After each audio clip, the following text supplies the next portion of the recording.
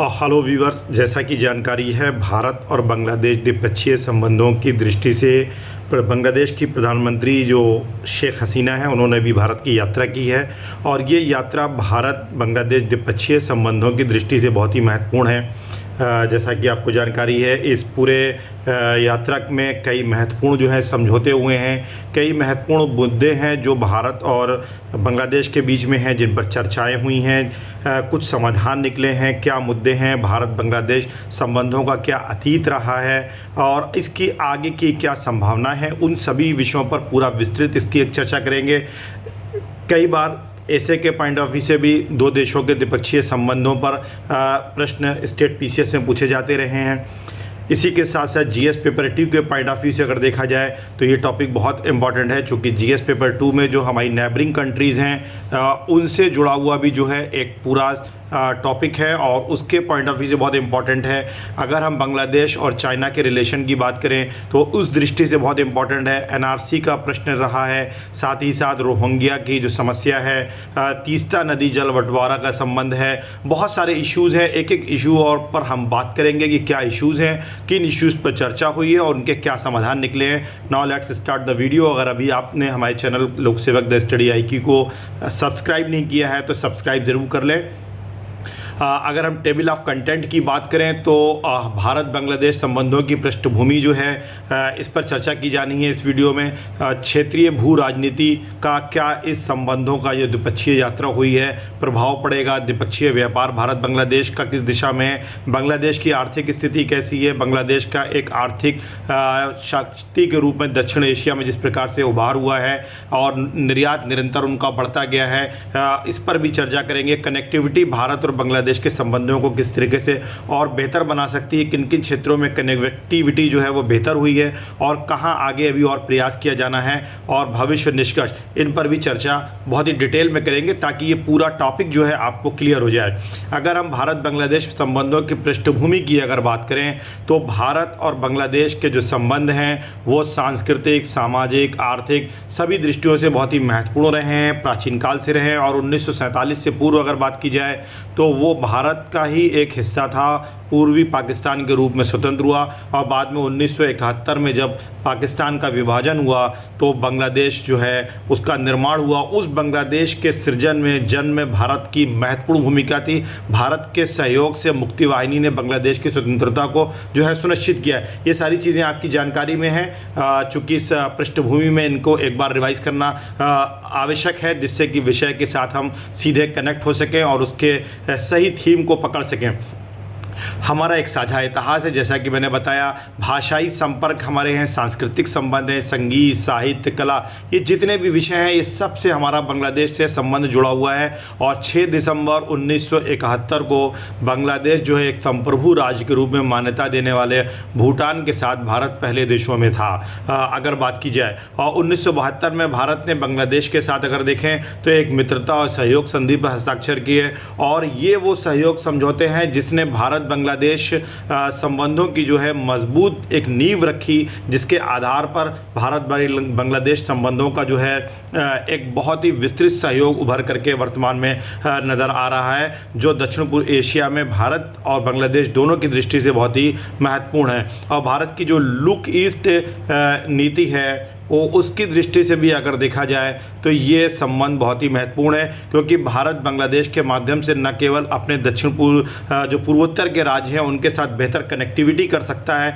बल्कि म्यांमार और आगे लाओस, कंबोडिया तक भी जो है हम अपने संपर्क बना करके जो लुक ईस्ट की पॉलिसी है उसे एक्ट ईस्ट पॉलिसी में कन्वर्ट कर सकते हैं। इन पर भी चर्चा करेंगे, ये पृष्ठभूमि के तौर पर हम इस पर चर्चा कर रहे हैं। अगर हम बात करें, भारत और बांग्लादेश के बीच में 54 नदियाँ हैं और ये 54 नदियाँ भारत बांग्लादेश के बीच में बहती हैं, जिनमें से तीस्ता नदी जो है एक महत्वपूर्ण नदी है जिस पर आगे चर्चा की जानी। 4000 किलोमीटर से अधिक हमारी बांग्लादेश के साथ सीमा है और समकालीन दुनिया की ये 5वीं सबसे बड़ी लंबी सीमा है। अगर भारतीय राज्यों की बात करें तो पश्चिम बंगाल, त्रिपुरा, और इसी के साथ असम, मिज़ोरम, मेघालय, ये 5 राज्य हैं, इनकी सीमा जो है बांग्लादेश से मिलती है। नाउ अगर हम बात करें भारत और बांग्लादेश के बीच जो मुद्दे हैं जिन पर चर्चा की जानी थी और जिन पर महत्वपूर्ण रूप से चर्चा हुई है, जो विवाद के मुद्दे हैं जिनका समाधान भारत बांग्लादेश को ढूंढना है ताकि अपने संबंधों को नई ऊंचाइयों पर ले जा सकें, तो उसमें सर्वाधिक महत्वपूर्ण मुद्दा जो है वो तीस्ता नदी का बंटवारा है। और इस मुद्दे से दोनों देश लंबे समय से इस मुद्दे को सुलझाने में असफल रहे हैं। हालांकि 2015 में, अभी इस पर भी चर्चा करेंगे, जो LBA का समझौता हुआ था, लैंड बॉर्डर जो एग्रीमेंट हुआ था, उसके आधार पर यह माना गया था कि भारत और बांग्लादेश के संबंध बहुत ऊंचाइयों पर जाएंगे, लेकिन उसमें एक बाधा के रूप में अगर हम देखें तो तीस्ता जल बंटवारा रहा है। और इस यात्रा में इस पर भी चर्चा हुई है और कुछ सफलताएं भी मिली हैं। फिर चीन का फैक्टर एक बहुत ही इंपॉर्टेंट भारत और बांग्लादेश के संबंधों में है। जिस तरीके से बांग्लादेश में चीन का प्रभाव बढ़ा है वो भारत के लिए चिंता का विषय है। फिर बांग्लादेश में रोहिंग्या की समस्या है, महत्वपूर्ण है। ये भारत में जो अवैध बांग्लादेशी हैं, जिससे कि डेमोग्राफिक चेंज की जो समस्या है, और इसी के आलोक पृष्ठभूमि में हम NRC को देख सकते हैं, जिससे भारत की जो आंतरिक राजनीति है वो भी प्रभावित हुई है। वो सारे विषय भी महत्वपूर्ण हैं। फिर अगर हम मुद्दों की बात करें तो जल समझौता और रोहिंग्या शरणार्थियों पर जो है चर्चा की बात प्रधानमंत्री जो है बांग्लादेश की, उन्होंने कही है। और चटगांव हिल ट्रैक्ट समझौते का क्रियान्वयन, ये भी एक हमारे और बांग्लादेश के बीच में एक महत्वपूर्ण मुद्दे हैं। तो सभी प्रतियोगी जो कि UPSC की प्रिपरेशन कर रहे हैं या स्टेट सिविल सर्विसेज की प्रिपरेशन कर रहे हैं, उन्हें ये मालूम होना चाहिए कि भारत और बांग्लादेश के बीच में जो मुद्दे हैं जिनका समाधान भारत और बांग्लादेश को द्विपक्षीय आधार पर ढूंढना है और जिनके समाधान के ऊपर हमारे भविष्य के संबंधों का विस्तार आधारित है, उसको समझना बहुत ज़रूरी है। ये महत्वपूर्ण मुद्दे हैं जो हमें याद रखने चाहिए। एक तीस्ता जल बंटवारा का है मुद्दा, भारत और बांग्लादेश के बीच में चटगांव हिल ट्रैक्ट्स का मुद्दा एक महत्वपूर्ण है। इसी के साथ जल समझौते का मुद्दा महत्वपूर्ण है। बांग्लादेशी शरणार्थियों की समस्या है, रोहिंग्या की समस्या है। इन मुद्दों को ध्यान में रखना है। अगर हम तीस्ता की पॉइंट ऑफ व्यू से बात करें, और इस पर चर्चा भी हुई है, शेख हसीना जो कि बांग्लादेश की प्रधानमंत्री हैं, जिन्होंने प्रधानमंत्री श्री नरेंद्र मोदी जी के साथ जब द्विपक्षीय वार्ता की तो इस पर भी चर्चा हुई है और एक समाधान भी निकला है। अगर हम तीस्ता नदी की बात करें इस मैप के माध्यम से, तो तीस्ता जो है ये तीस्ता नदी है और ये भूटान के पास से निकल रही, सिक्किम से, और ये ब्रह्मपुत्र की जो है एक सहायक नदी है। ये ब्रह्मपुत्र का प्रवाह है। तो ये आप देख सकते हैं, इस प्रकार से भारत से ब्रह्मपुत्र नदी जो है वो बांग्लादेश में प्रवेश करती है और इसकी सहायक नदी ब्रह्मपुत्र की जो है वो तीस्ता नदी है। अगर तीस्ता नदी की बात करें, थोड़ा सा बेसिक इसकी जानकारी भी रहनी चाहिए। तीस्ता जो है 315 किलोमीटर लंबी एक नदी है और ये पूर्वी हिमालय में सिक्किम के चुनथंग के पास से निकलती है। सिक्किम को, जैसे कि मैंने अभी आपको मैप में दिखाया कि ये सिक्किम का चुनथंग क्षेत्र है और यहाँ से जो है तीस्ता नदी निकलती है और भारतीय राज्यों में सिक्किम और पश्चिम बंगाल से होकर बांग्लादेश में प्रवेश करती है और बंगाल की खाड़ी में गिर जाती है। ब्रह्मपुत्र, जिसे बांग्लादेश में हम जमुना के नाम से जानते हैं, ब्रह्मपुत्र को ही बांग्लादेश में जमुना के नाम से जाना जाता है और ये ब्रह्मपुत्र की एक सहायक नदी है। यानी तीस्ता जो है ब्रह्मपुत्र की सहायक नदी है और ब्रह्मपुत्र को बांग्लादेश में जमुना के नाम से जानते हैं, जो भारत और बांग्लादेश से होकर के बहती है। फिर भारत और बांग्लादेश की दृष्टि से अगर तीस्ता का महत्व देखें तो भारत के पॉइंट ऑफ व्यू से तीस्ता नदी का क्या महत्व है? खेती के लिए बहुत ही महत्वपूर्ण तीस्ता नदी है। पश्चिम बंगाल में जो खेती की गतिविधियां हैं उसके लिए तीस्ता का जो जल है वो बहुत ही महत्वपूर्ण है और तीस्ता जो है गरीब कृषि जिलों को बनाए रखने के लिए महत्वपूर्ण, जिनकी आबादी का 12.70% शामिल है। और अगर हम बांग्लादेश की दृष्टि से देखें तो बांग्लादेश भी एक कृषि प्रधान देश है और उसकी जो अर्थ निर्भरता है कृषि के ऊपर है।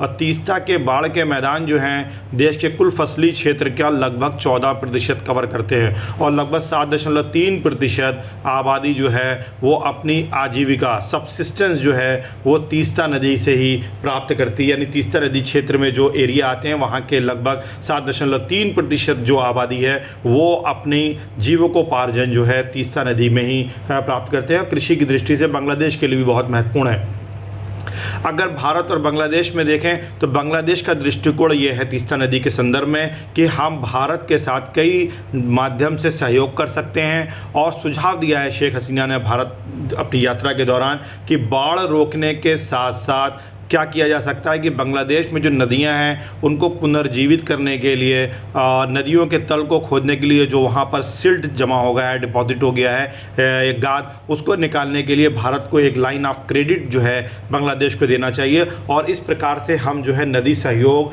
कर बढ़ा करके बाढ़ को रोकने में अपना महत्वपूर्ण योगदान भारत अदा कर सकता है। अगर हम इस समझौते की बात करें, जो एक महत्वपूर्ण उपलब्धि रही है वो कोशियारी नदी रही है। कोशियारी नदी भी ब्रह्मपुत्र की एक सहायक नदी है और ये कोशियारी नदी है, और कोशियारी नदी पर एक समझौता हुआ है। ये 160 किलोमीटर एक छोटी सी नदी है, वितरणी है, जो कि भारत और बांग्लादेश के सिलहट, जो कि असम का एक ज़िला है, इसके बीच में सीमा बनाती है।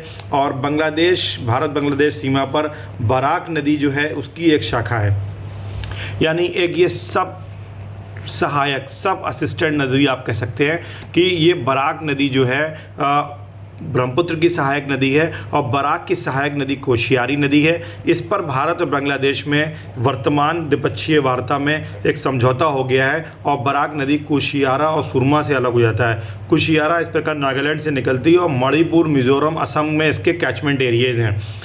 दोनों पक्षों ने कोशियारी नदी पर एक समझौता कर लिया है, यानी इस यात्रा का जो सबसे महत्वपूर्ण परिणाम रहा है वो ये रहा है, कुशियारा नदी जो है या कुशियारी नदी जो है, इसके जल बंटवारे पर, नदी के पानी के बंटवारे पर एक महत्वपूर्ण शुरुआत की है और कुछ हिस्सों के साथ बांग्लादेश के सिलहट को पानी की आपूर्ति करेगा। और कुशियारी पर जो हमारा पहला समझौता हुआ था, नदी समझौता था, वो 1996 में हुआ था। गंगा जल समझौते के समापन के 28 साल बाद हुआ है।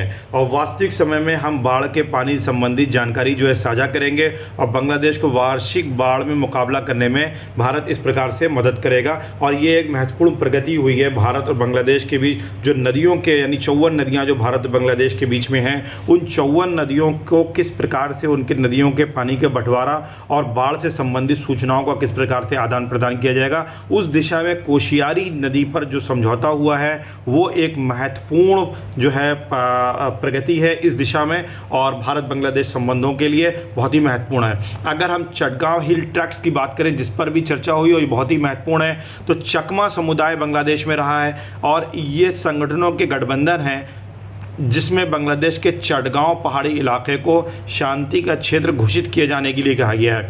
अब ये चटगांव हिल ट्रैक्ट समझौता है क्या?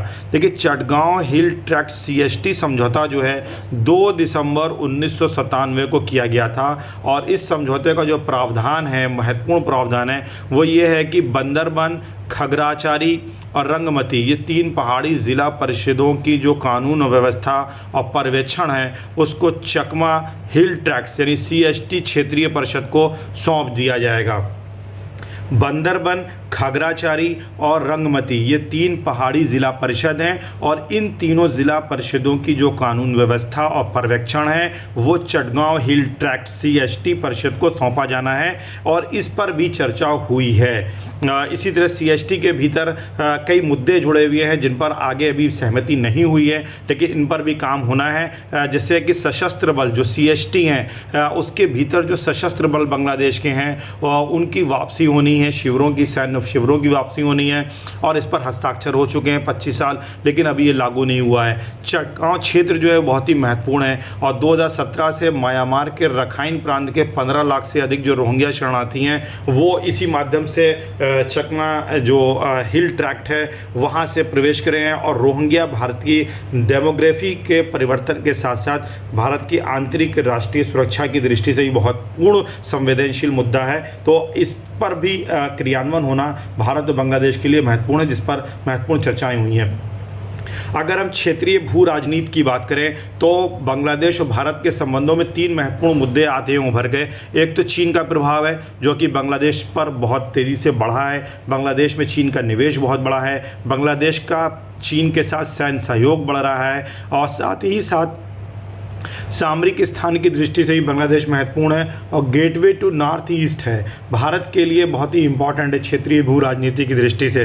तो अगर हम पड़ोस की चीन की प्रभाव की बात करें तो चीन ने में जिस तरीके से विस्तार किया है बांग्लादेश में, ये भारत के लिए बहुत ही एक चिंताजनक पहलू है। और बांग्लादेश ने तीस्ता नदी के जल प्रवाह को बढ़ाने के लिए एक बड़ी परियोजना के लिए चीन से संपर्क भी किया है, जो एक महत्वपूर्ण मुद्दा भारत और बांग्लादेश के बीच में है। अगर हम बात करें पूर्वोत्तर के दृष्टिकोण से भारत के, तो बांग्लादेश भारत का सबसे रणनीतिक पड़ोसी है, जिसे नई दिल्ली कभी भी अनदेखा नहीं कर सकता, क्योंकि गेटवे टू नॉर्थ ईस्ट है बांग्लादेश हमारे लिए। मैत्री सेतु जो बना है फेनी नदी पर, वो अगर त्रिपुरा राज्य और बांग्लादेश में भारतीय सीमा के बीच है, और बांग्लादेश के चटगांव बंदरगाह तक पहुंच के साथ भारत जो है पूर्व का प्रवेश द्वार बनाने के लिए तैयार हो, जो सब रूम से सिर्फ 80 किलोमीटर दूर है। तो अगर हम देखें तो सहयोग की ज़रूरत है भारत बांग्लादेश की, और भारत की एक्ट ईस्ट पॉलिसी के सपने को ढाका की मदद से ही साकार किया जा सकता है। तो बांग्लादेश भारत की दृष्टि से बहुत ही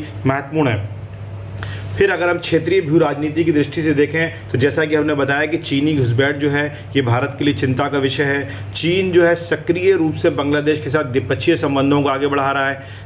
तीस्ता नदी, जैसे मैंने बताया कि वहाँ पर अपने प्रभाव को बढ़ाने के लिए एक बड़ी परियोजना के लिए चीन जो है बांग्लादेश के साथ संपर्क में है। रोहिंग्या शरणार्थियों के समाधान में चीन के समर्थन की आवश्यकता है। और सबसे महत्वपूर्ण यह है कि पाकिस्तान के बाद जो है बांग्लादेश चीन के लिए दूसरा सबसे बड़ा हथियार बाजार है, और ये भारत के लिए एक बहुत ही महत्वपूर्ण संवेदनशील और चिंता का विषय है। फिर अगर हम रक्षा सहयोग की बात करें बांग्लादेश की, तो भारत और बांग्लादेश में इस यात्रा के दौरान रक्षा सहयोग पर भी व्यापक चर्चा हुई है। और चीन की पृष्ठभूमि में देखें तो ये रक्षा सहयोग भारत के लिए बहुत ही महत्वपूर्ण था, और भारत ने इस पूरे रक्षा सहयोग में बांग्लादेश को 500 मिलियन की जो है डिफेंस लाइन ऑफ क्रेडिट जो है दिया है, जिसमें ढाका को सैन्य प्लेटफॉर्म दिए जाएंगे। साथ ही साथ भारत जो है सशस्त्र बल जो है भारत से खरीदना चाहते हैं जो बांग्लादेश के, उनमें फ्लोटिंग डॉक, बांग्लादेश नौसेना के लिए रसद जहाज और तेल टैंकर शामिल हैं, जो भारत बांग्लादेश को प्रदान करेगा। और इसके लिए डिफेंस लाइन ऑफ क्रेडिट जो है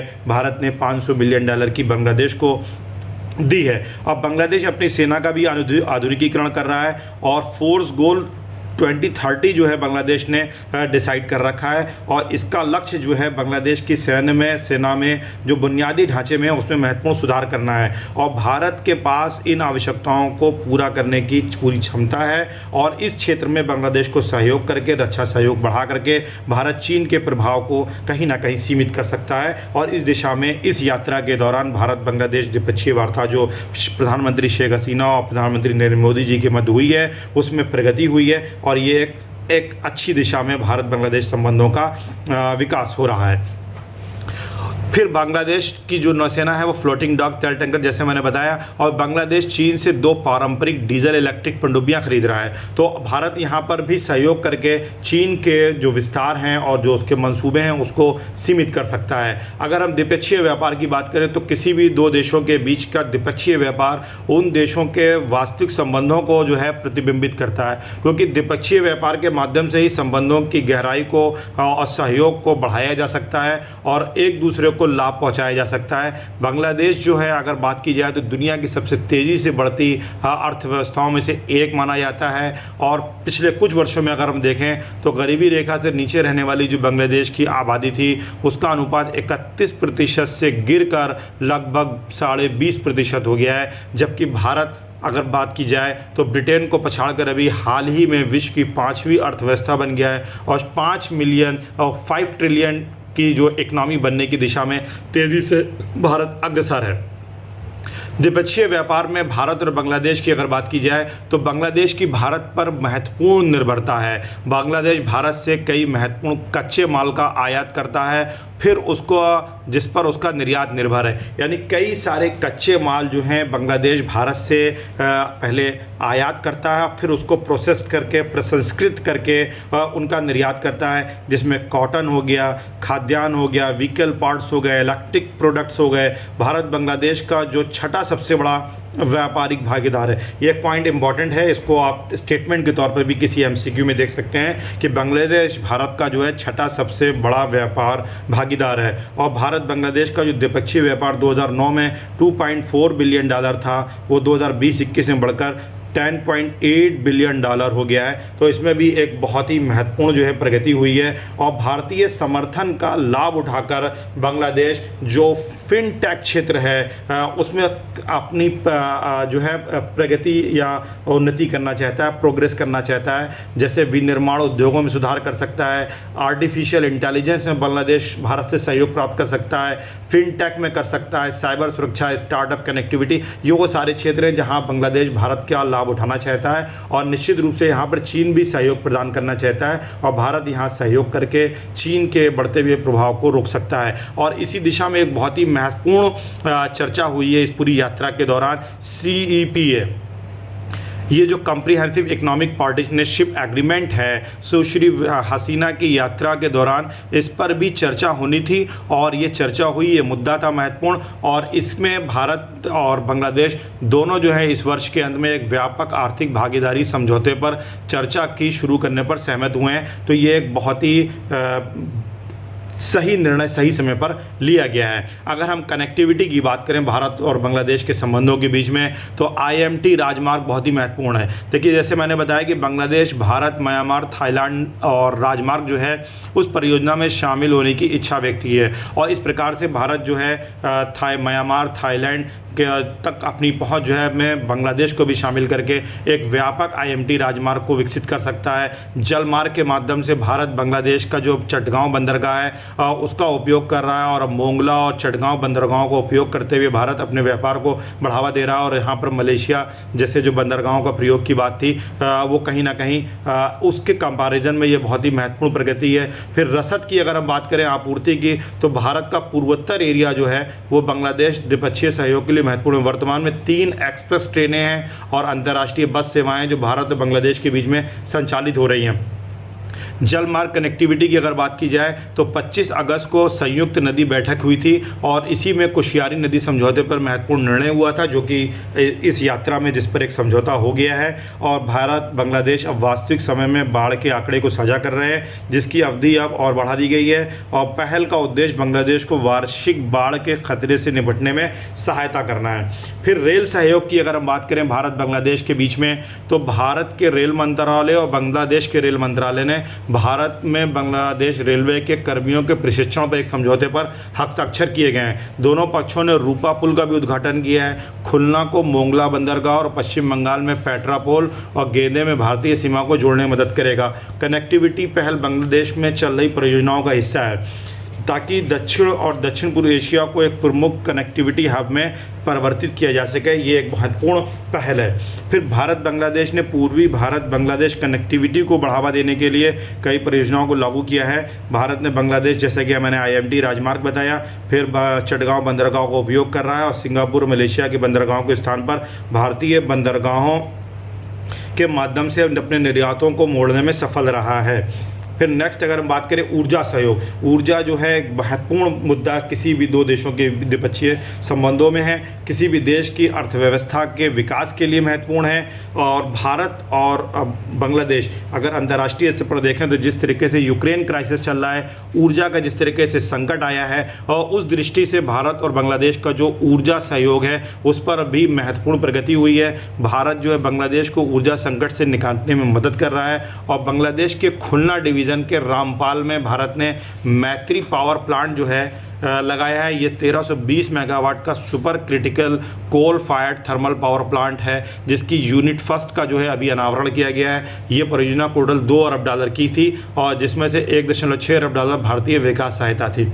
पावर सेक्टर पर बहुत फोकस किया जा रहा है, जैसा कि हमने बताया, और इस पावर सेक्टर में 1160 मेगावाट की जो बिजली है बांग्लादेश भारत से ख़रीद रहा है और इसके और आगे बढ़ने की संभावना है। फिर दुनिया भर में ऊर्जा की जिस तरीके से कीमतें बढ़ी हैं यूक्रेन क्राइसिस के चलते, उसका सामना सभी विकासशील देश कर रहे हैं और बांग्लादेश के सामने भी ये संकट है। इसमें मैत्री थर्मल पावर जो है वो बांग्लादेश के लोगों को सस्ती बिजली उससे उपलब्ध होगी। ये भारत का एक महत्वपूर्ण सहयोग है और दोनों देशों ने संपर्क का जो विस्तार करने के लिए अर्थव्यवस्थाओं को बेहतर तरीके से जोड़ने का, एक दूसरे का समर्थन करने का भी ऐलान किया है।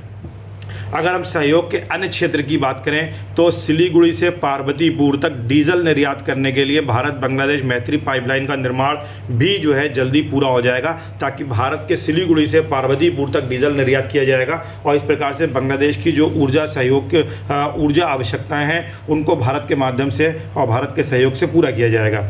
आगे बढ़ने का रास्ता और निष्कर्ष क्या है, तो हम पूरे अगर वीडियो को देखें 15 से 20 मिनट के इस वीडियो में जो बांग्लादेश और भारत के विविधतापूर्ण संबंध हैं उनमें भविष्य में दोनों देश पहले से कहीं अधिक द्विपक्षीय संबंधों को एक नए स्तर पर पहुंचाने में मदद करने और अवसरों के प्रचुरता को उपलब्ध कराने में सफल रहे हैं। दोनों देशों की क्षेत्रीय आकांक्षाओं और बारीकियों को ध्यान में रखते हुए अधिक परिपक्वता और व्यवहारिकता के साथ अपने राजनयिक कार्ड खेले हैं और जिसके चलते दोनों के संबंध बहुत ही महत्वपूर्ण स्तर पर आए हैं। एक विवेकपूर्ण एकत्रीकरण और सामरिक राष्ट्रीय मदद मिलेगा। अगर आपको भारत के लिए पड़ोस में अपने सबसे भरोसेमंद दोस्त के साथ दीर्घकालिक संबंध, स्थिर संबंध रखने के लिए एक विशेष सरकार के साथ मधुर संबंधों से अधिक की आवश्यकता होगी। इसके लिए जन सहयोग यानी दो देशों के बीच में जो पीपल टू पीपल कांटेक्ट होता है वो भी महत्वपूर्ण है। अगर वीडियो आपने पूरा देखा और आपको वीडियो अच्छा लगा है तो लाइक और सब्सक्राइब जरूर करें। Thank you so much.